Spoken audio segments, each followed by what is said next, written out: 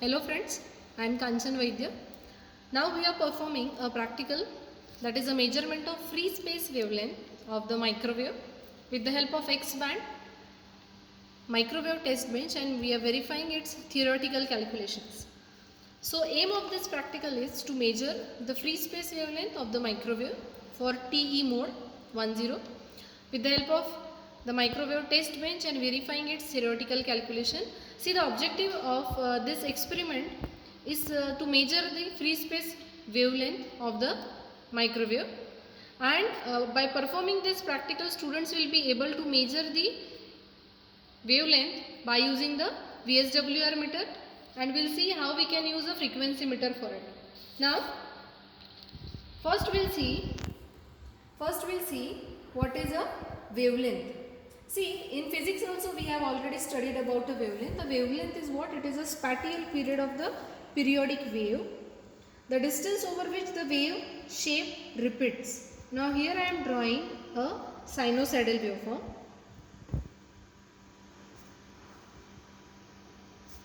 X band, X, and this is Y of X. Now see, it is starting from 0. What I said, wavelength is a spatial period of periodic wave, means the distance over which the wave shape repeats. This is 0 to max peak. Again, here we get the negative, again a positive peak. See, wavelength is what? Wavelength is the distance between these two peaks and the distance between these two peaks, means the distance over which the wave repeat the shape. So it is a distance between the consecutive corresponding points of the same phase on the wave, such as two adjacent crests or thoughts or a zero crossing, and it is a characteristic of both the travelling wave and the standing waves, so as well as other the spatial wave patterns also. And the inverse of this wavelength is called as the spatial frequency wavelength. So this is a wavelength. So the equipments which are required for this practical is, we need a klystron tube, klystron power supply, klystron mount, isolator, frequency meter, variable attenuator, slotted section waveguide, tunable probe, VSWR meter we can use, or we can see this output on the CRO, waveguide stand, cooling fan, and the movable short or the matched termination we can use. Now we'll see how the setup will be set. So this is a block diagram. This is a klystron power supply. On this klystron power supply we have to set the beam voltage and repeller voltage, and that connection is given to the klystron mount, which will generate the frequency. Always next to the generator, isolator is connected, which allows to flow only in one direction, so no waves will be reflected back. Variable attenuator, a frequency meter. Now from that frequency meter we can connect, or we can measure a frequency dip first, because we have to set the first frequency, that is a resonant frequency. Then we can connect a slotted section. From that slotted section we are going to take the same phase of frequencies, as here we have seen. We want same shape, or the difference between these two shapes. This is a wavelength that we are going to check from the slotted section. One port of it is connected to the matched termination. It has a tunable probe connected on it, and that is to be connected at the SWR meter, or at the CRO we can connect, and we can measure the output voltage. So first we'll see here, this is the setup. Now on this setup, here we have a klystron power supply, where we have connected a beam voltage 247, repeller voltage minus 209, and by adjusting these two voltages, here we get a current 11.3. Now see, this is connected to the klystron mount. This is a generator. For cooling of this generator, a continuous fan is connected with it. Next to the generator we have connected a isolator, which allows to flow only in one direction. This is a frequency meter. Now see, here in this frequency meter, we have a frequency starting from 8 gigahertz to 12.4 gigahertz. Now here between these frequency we have to move it like this, and the frequency at which we get the first dip, that is called as the resonating frequency. So this is a frequency meter. See that we have manufactured under the microwave waveguide, which is a microwave waveguide based device that is widely used for displaying a microwave frequency at a range of 8.2 gigahertz to 12.4 gigahertz. The wide range of these categories mainly includes rotating type direct readout frequency meter, which is commonly known as the DRF meter.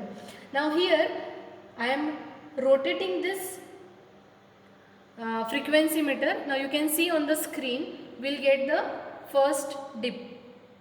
See, this is called as the frequency dip. Now here you can see we get that dip at 10.07. See, here we get the dip, that is a 10.07. Now how to take reading on that frequency meter? See, here on the screen we have two horizontal lines and one vertical line. So here is this vertical line. We have to take a line which is, first we have to take a range between the two horizontal lines and the line which is exactly matching with this vertical red line. So here 10.07 will give us the resonating frequency dip. Now we have set the resonating frequency. Now we will see the slotted section. Now in this slotted section you can see this is a tunable probe. Its tip we have inserted in. This is a tunable probe over which we have connected it towards the display device. This is a probe which is called as a carriage plate. Now here we have a scale on the slotted section. These are the waveguides which are connected. Now see, here we have two scales. This is a rotating scale and this is a fixed scale. So while rotating this, first I will tell you how to take the reading. Now here on this scale we have 0 to 10 lines, and on this scale we have from 6 to 19 centimeter. Now while taking the reading, first we have to take where 0th line is matching. Now if I am rotating this way in a forward direction, see 0 line is exactly matching to the 8. So we have to take a reading 8, first reading. Then we have to see from 0 to 10 which line is exactly matching with the down line. Now if 1, 2, 3, 4, 5, fifth line is exactly matching towards the down line. So we have to take the reading as first we have taken 8. See, I will write here. It is 8 we have taken first. So 8 plus, as I said, fifth line is matching exactly. So 5 into 0.01. So 8 plus 5 into 0.01. This will give you a reading of 8.05. Okay. So this is how we have to take the readings. Now see on the screen, I will rotate here and you will get a dip on the CR. So I am rotating in this way.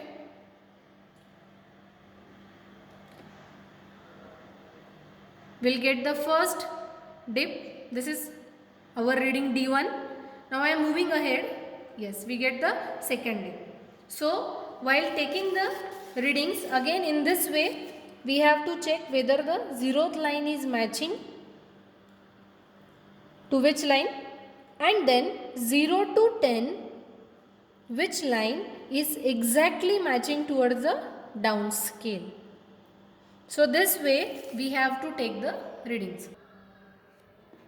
Now we have taken the readings of D1 and D2. Now I will explain the calculation part.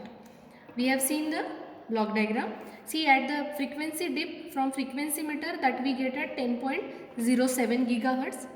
Then the frequency from frequency meter we have taken, so it is 0.08 gigahertz. 78, see, while taking the reading it may have some fluctuations while taking the reading, so that point difference is okay. Now we have to take the frequency dip while taking the reading from the slotted section. See, I have already explained you how to take the readings D1 and D2.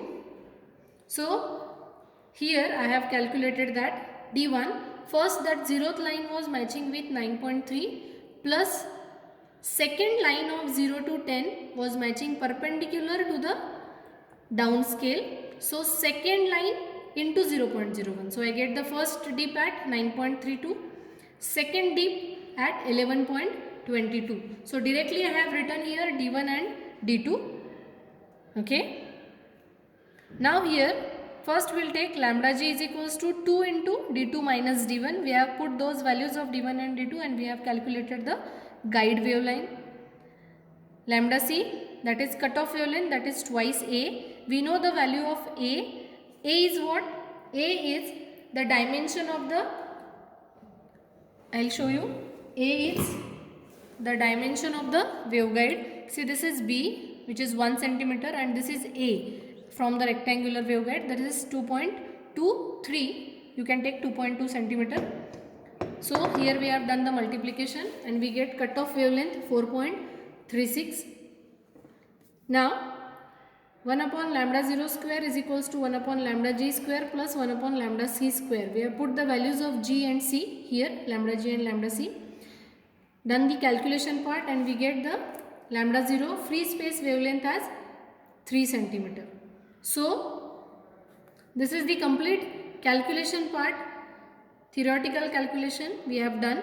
In this practical, the important part is to take the reading from the VSWR meter or a slotted section. Instead of VSWR meter, here I have used a CRO. But the important part is how to take readings from the slotted section.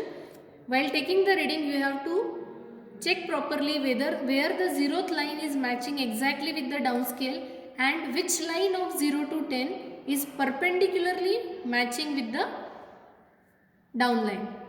So this is how we have performed the practical. So this is a resonant frequency which we have measured practically with the help of frequency meter, a guide wavelength and cutoff wavelength.